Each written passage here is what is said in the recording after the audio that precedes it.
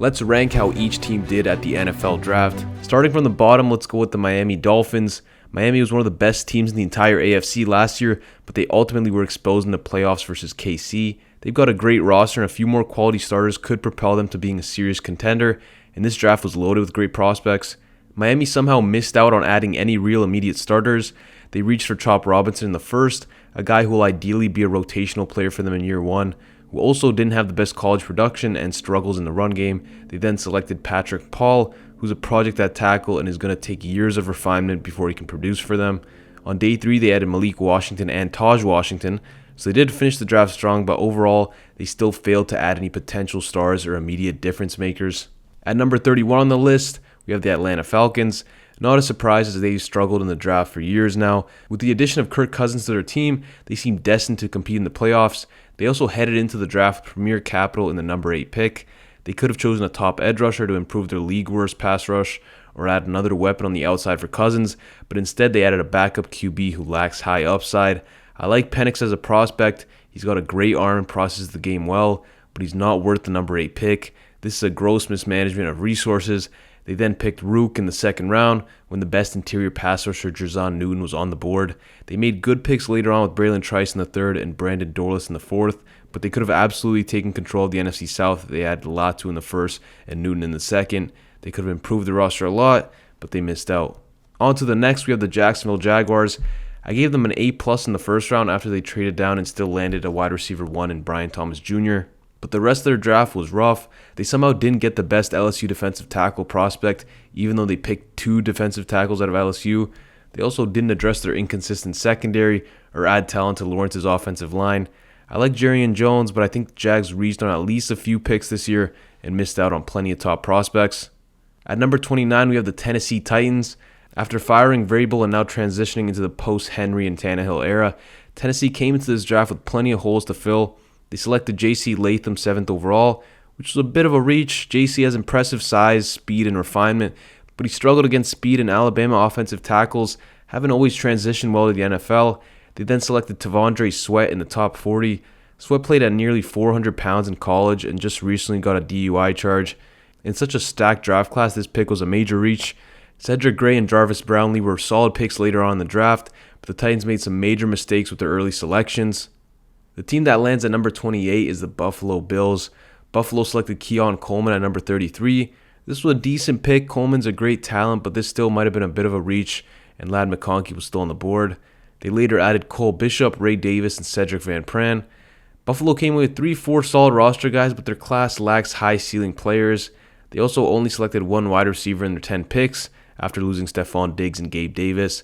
I think they should have added more depth to the wide receiver position. On to number 27, the Minnesota Vikings. Like I said in my previous video, the Vikings are in a weird spot now. They're in the best division in football with Green Bay, Detroit, and the new Chicago Bears. I think it would have made sense for them to rebuild now in the post-Cousins era, but after their selections, it seems they're doing the opposite. They picked J.J. McCarthy at number 10. Although J.J. does have good size, speed, toughness, and a quick release, he was a game manager in college and doesn't help Minnesota push the needle. They still have the worst starting QB in the division, even after using a top 10 pick. I like the Dallas Turner selection. I think his versatility will make him a stud in the Vikings defense. Minnesota also did a good job getting value at the cornerback position later in the draft by picking physical man corner Kyrie Jackson in the 4th. The Vikings had some good moments in this year's draft, but ultimately they're now stuck in no man's land as an average team. At number 26, we have the Arizona Cardinals. Arizona was lucky enough to land a franchise cornerstone in Marvin Harrison and will immediately be a better offense next year. However, after that, I think they missed on the rest of their draft class. Drafting Darius Robinson at number 27 was rich for me. He's a tweener between a defensive end and a tackle. Max Melton is also a tweener between a slot corner and an outside DB. They added decent pieces later on like Trey Benson and Elijah Jones, but considering that they had 12 picks and 7 in the first 3 rounds, their rookie group is underwhelming. At number 25, the Cleveland Browns. Cleveland came into the draft with only 5 picks and no first-rounders due to the Deshaun Watson trade. They selected Michael Hall out of Ohio State in the second round, who has borderline first-round level talent and can help boost their interior defensive line. Zach Zinter gives them O-line depth and can step in and produce once he recovers from his leg injury. The rest of their picks were fine. The Browns added some pieces to their trenches and got solid value out of limited resources. At number 24, we have a similar story. The Houston Texans. They had a solid draft, but not really a notable one. Kamari Lassiter was a great pick at number 42 and should be able to come in and be a quality starter opposite of Derek Stingley. Blake Fisher was a reach at number 59, and I didn't love any of the other picks they made. They had limited draft capital due to the trades they made, but still they didn't capitalize with what they had. Number 23, the Denver Broncos. Denver surprised everyone by selecting Bo Nix at number 12. It's not a great pick, but I can understand how Nix's consistency and structure appeals to Sean Payton, and I think he fits well in Denver's system. They also got great value by selecting Troy Franklin in the 4th and Audric Estime in the 5th. Both day 3 picks that can likely contribute in their rookie seasons. They didn't come away with any absolute studs, but Denver impressed on day 3 and have an okay overall group. At number 22, the Seattle Seahawks. Seattle added Byron Murphy to an already crowded defensive front as they have Jaron Reed, Leonard Williams, Draymond Jones, and Jonathan Hankins. Their first pick was neither a positional need nor the best player available. Christian Haynes was a great pick in the 3rd round and will be able to step in and replace Damian Lewis. DJ James was also solid value in the 6th round. Seattle had an okay draft but didn't do enough to go higher than the number 22 spot. On to number 21, the Dallas Cowboys. I'm not sure what their strategy was heading into the draft, as they were surprisingly conservative for a team that is close to being a Super Bowl contender. I like Tyler Guyton. He's got loads of potential, and the offensive tackle class was shallow this year, so it made sense for Dallas to pull the trigger. Marshawn Nealon and Cooper Beebe are also good picks. Beebe is likely a day 1 starter. Kalen Carson is great value in the 5th round and adds some quality cornerback depth with the departure of Gilmore. But this Cowboys class lacks immediate star power and skill players on offense. They didn't add any notable receivers and not a single running back.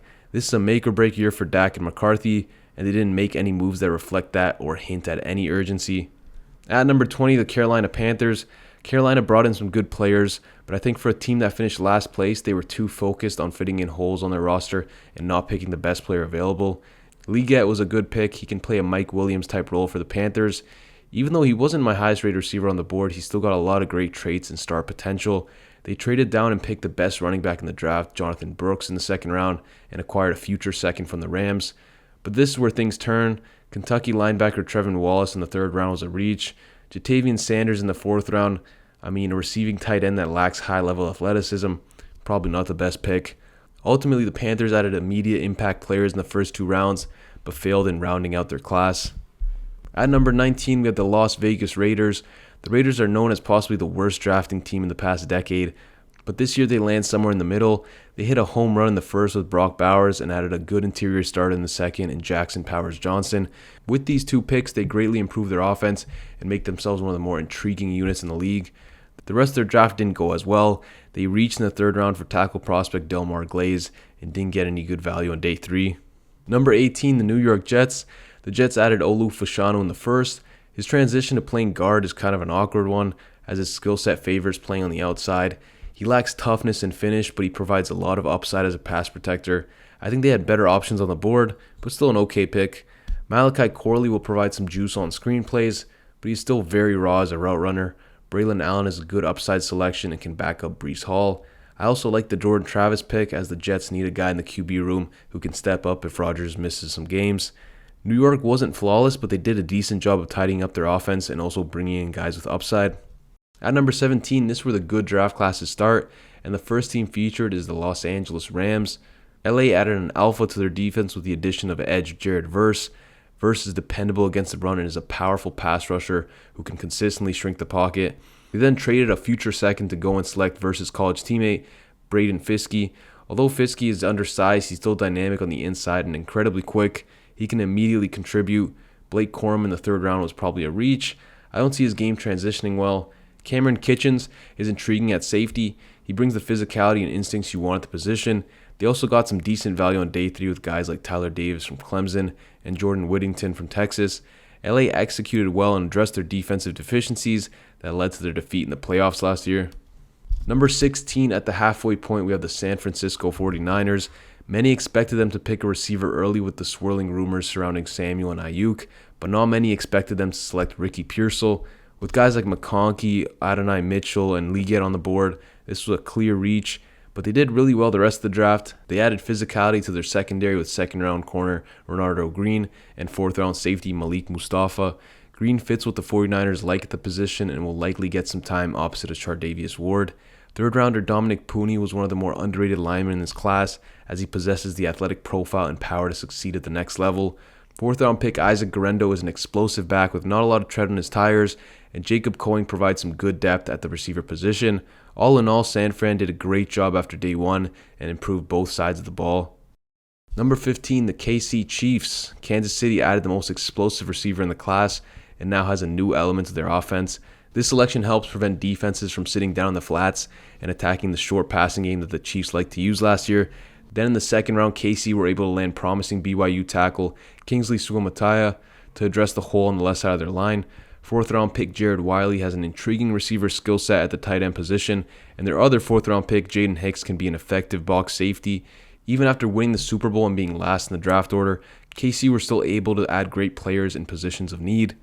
Number 14, the New York Giants. The G-Men added the most electric receiver Malik Neighbors and now have a workhorse in their offense. They then proceeded to select Tyler Nubin to fill Xavier McKinney's spot. Nubin is a versatile player that can be effective in run support and in multiple coverage alignments. Third round pick Andrew Phillips provides a tough inside slot defender who loves to play physical. Fourth round tight end Theo Johnson has the highest relative athletic score of any tight end in the class and has good upside. Overall, New York didn't reach for a QB, added a star receiver, and filled out their secondary. At number 13, the Green Bay Packers. They picked Jordan Morgan at number 25. His versatile skill set can fit in anywhere on the offensive line. He has a great athletic profile, smooth feet, and quick hands. He's a high floor player. Edgerrin Cooper in the second round, amazing pick. Cooper is the best linebacker in the class and will become a leader for the Green Bay defense. His explosiveness and physicality stand out on every snap of his film. Third round pick Javon Bullard is a versatile safety that is also extremely tough and competitive. Marshawn Lloyd can be a change of pace runner in the Packers' backfield. Overall, Green Bay added to their offensive line and added some dogs to their defense. Great value in the first 2 days. Now we're getting to the draft classes that are strong and are in the A- range. So number 12, you have the Cincinnati Bengals. Cincinnati started on day one by selecting mammoth tackle Amarius Mims at number 18. Mims has all the potential in the world. His huge frame plus his length, upper body strength, and plus athleticism make him an incredibly intriguing player. Cincy then went on to select one of the more underrated guys in the draft, Chris Jenkins, in the second round. Jenkins plays with elite pad level and technique. He's a great run stuffer who can also crash the pocket in the pass game. Third rounder Jermaine Burton was an excellent value pick. Burton is an effective deep threat and can produce right away. Josh Newton had an excellent 2022 season for TCU, and getting him on day 3 is solid value. The Bengals added an elite upside player in the first round and filled out spots on their roster with quality prospects. Number 11, the Tampa Bay Bucks. Tampa got possibly the best interior lineman in the draft with Graham Barton at number 26. Barton is an incredible athlete who also has great hands and elite toughness. You can pencil him in as a starter for the Bucks for the next decade. Second round pick Chris Braswell has an intriguing speed, power, length combo. Their 2 third-round picks, safety Tyke Smith and wide receiver Jalen McMillan, can each step in and produce immediately. Fourth-round pick Bucky Irving gives Tampa an extra wild card on offense. The Bucks did a good job maximizing their picks in rounds 1 and 3, and also picked up solid value in rounds 4 to 7. Now we're into the top 10, and we're going to start with the team that picked at the top, the Chicago Bears. If Chicago's trade with Carolina in last year's draft was included in this, they'd probably be number 1. They fleeced the Panthers last year and reaped the benefits in this draft. They got their franchise QB and then made the excellent choice of giving him another elite weapon to ease his transition to the NFL. Odunze is a monster athlete and is elite at the catch point. Chicago also added talented offensive tackle Kieran Amagadije out of Yale, who has the traits to transition well to the NFL. Chicago got their QB and made an elite pick at number 9, and that's why they're the first team in the top 10. At number 9 on the list, the New Orleans Saints. New Orleans started day 1 strong by getting Talise Fuaga at 14. Fuaga is a beast in the run game and has the kind of physicality and toughness you need on your line. The Saints got an excellent player at a huge position of need. In the second round, they traded up for Kool-Aid McKinstry. The polished Alabama corner will pair with Marshawn Lattimore to create one of the better cornerback duos in the league. In the 5th round, the Saints added great value with Spencer Rattler. Rattler had an impressive season at South Carolina and still has some enticing traits. Scooping him up in the 5th was a no-brainer for New Orleans. They also added intriguing defensive tackle Christian Boyd in the 6th. The Saints added immediate difference makers early in the draft and upside players on day 3. You can't really ask for much more. At number 8, the New England Patriots. The Pats made the obvious move of staying at number 3 and selecting Drake May. After locking in their franchise QB, they did a good job of surrounding him with young talent. Second round pick Jalen Polk is one of the best contested catch receivers in the class. 4th round receiver Javon Baker was a great value pick who can succeed working down the field. Neither receiver is great at getting open though, which is why I can't slide the Pats higher up the list. Third round pick right tackle Caden Wallace is one of the more underrated prospects and had great tape against high level competition. Overall, the Pats improved their offense mightily with their selections. Number 7, the Baltimore Ravens. They got the top cover corner with their 30th pick in Nate Wiggins. He'll add some extra juice to an already stacked defense. Picking Roger Rosengard in the second round was a bit of a reach as he lacks power, but he still does have solid athletic traits. The Ravens then added Adisa Isaac in the third, who's a good run defender and has potential as a rusher with his quickness and hands. Baltimore then picked up 2 good values in the fourth, first getting receiver Devontae Walker, who can bring speed on the outside, and then selecting TJ Tampa, who's a 6'2 corner with above average movement skills. Overall, Baltimore found good value throughout the draft and improved both sides of the ball.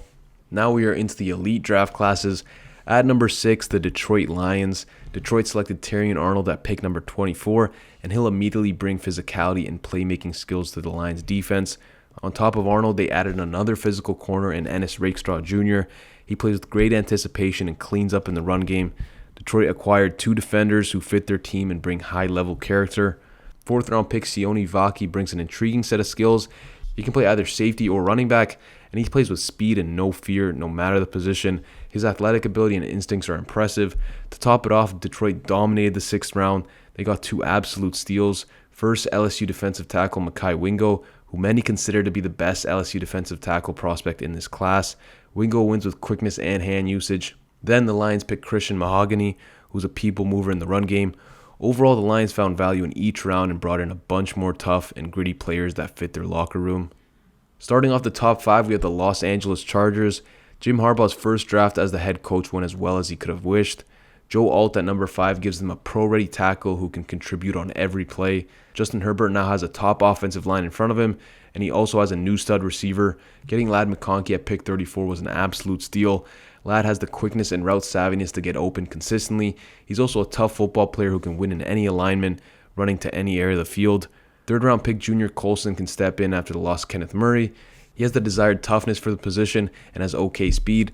The Chargers added great value in the 7th in one of their weaker positions as they selected 2 receivers, Brendan Rice and Cornelius Johnson, who can both make plays.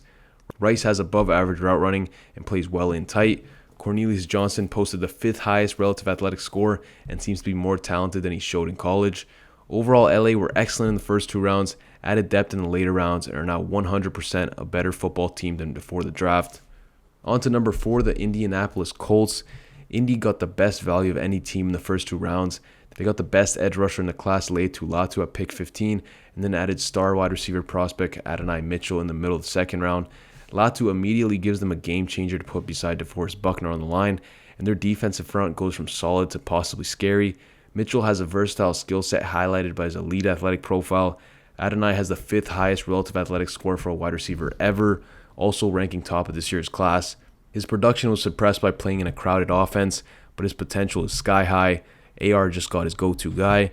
4th round pick Tanner Bortolini is also an elite athlete, but at the guard position, he's fast, quick, and explosive, and has good upside. The rest of their class doesn't necessarily stand out, but as a team that picked in the middle of the order, Indy did incredibly well to land possibly 2 franchise players. At number 3, we have the Pittsburgh Steelers. Pittsburgh did a fantastic job of getting value and building their offensive line, which will hopefully lead to a more consistent offense. The Steelers struggled mightily last year in pass protection. First round pick Troy Fautanu will definitely help bring stability to the unit. Troy is arguably a top 10 talent in the class. He's an exceptional athlete with suffocatingly quick feet and remarkable agility. He lands his hands quick and can efficiently replace his punches. He can also play any position on the line. The Steelers then doubled down and picked Zach Frazier in the 2nd. Frazier plays with great leverage and strength. He latches onto defenders and drives them back. Third round pick Roman Wilson adds a consistent do-it-all weapon to the offense. Their other third round pick Peyton Wilson might not have one of his ACLs, but he has the size, speed, IQ combo you need out of a linebacker. He's got good range and upside in coverage. Mason McCormick in the 4th round was great value, as he is explosive and a mauler in the run game. All in all, the Steelers added 3 potential starters on their offensive line, as well as a dependable receiver and a solid linebacker. On to the runner-up, the Philadelphia Eagles. Nobody's surprised to see them here. They've been arguably the best drafting team over the past half-decade. Howie Roseman is an expert at getting value even in the early rounds. Their first-round pick this year, Quinyon Mitchell, has the physical makeup of a star cornerback. He was locked down in college and has the tools to succeed in the NFL as well. Philly didn't stop there at overhauling their secondary. They added stud Iowa DB Cooper DeJean in the second round. DeJean can provide the Eagles with physicality, coverage versatility, and ball skills. He's a defensive weapon and was a great find at pick 40. Third round pick Jalix Hunt has an outstanding athletic profile and seems to have plenty of upside. Fourth round pick Will Shipley is a versatile running back who can contribute in all phases. My favorite selection of theirs was sixth round pick Johnny Wilson. Wilson comes in at almost 6'7", but still has great athleticism for a receiver. He's fluid and can win with his feet, and also has a ridiculous catch radius. All in all, Philly added 2 immediate playmakers in their secondary, a high upside edge, and 2 great value offensive weapons on day 3. And finally, at number 1, the Washington Commanders. The class they brought in this year changes the outlook of their franchise. At pick 2, they got Jaden Daniels, the most dynamic QB in the class. He'll bring juice to the offense with his dual threat skill set. No quarterback in this draft is more equipped to be a one-man offense than him. Then at pick 36, they got one of the best defensive players in the draft, Johnny Newton. The Illinois defensive tackle is a menace on the inside. He's got the quickness to beat blockers play side, but also the power to shock them backwards with his punches. He had excellent pass rushing production in college, and the tape is even better. He wins with his hands and quickness, and has top-level closing speed. At pick 50, they got Mike Sainristil out of Michigan, one of the grittiest players in the draft. He's 5'9", but he plays much bigger. He's as competitive as they come, as he was a fearless leader in the Michigan defense, and he has receiver-level ball skills. 3 picks later, they got the second best tight end in the class, Ben Sinnott. Sinnott has a do-it-all skill set that should translate well to the NFL. He can be used all over the field as he has great speed and hands, but is also impactful as a blocker. Third round pick Brandon Coleman has the ideal size and athletic profile you bet on for an offensive tackle prospect. He could be a potential starter once he refines his game. No team got better value over the first 2 days than Washington. They got their franchise QB, a disruptive force on the D-line, a leader in the secondary, and a versatile tight end.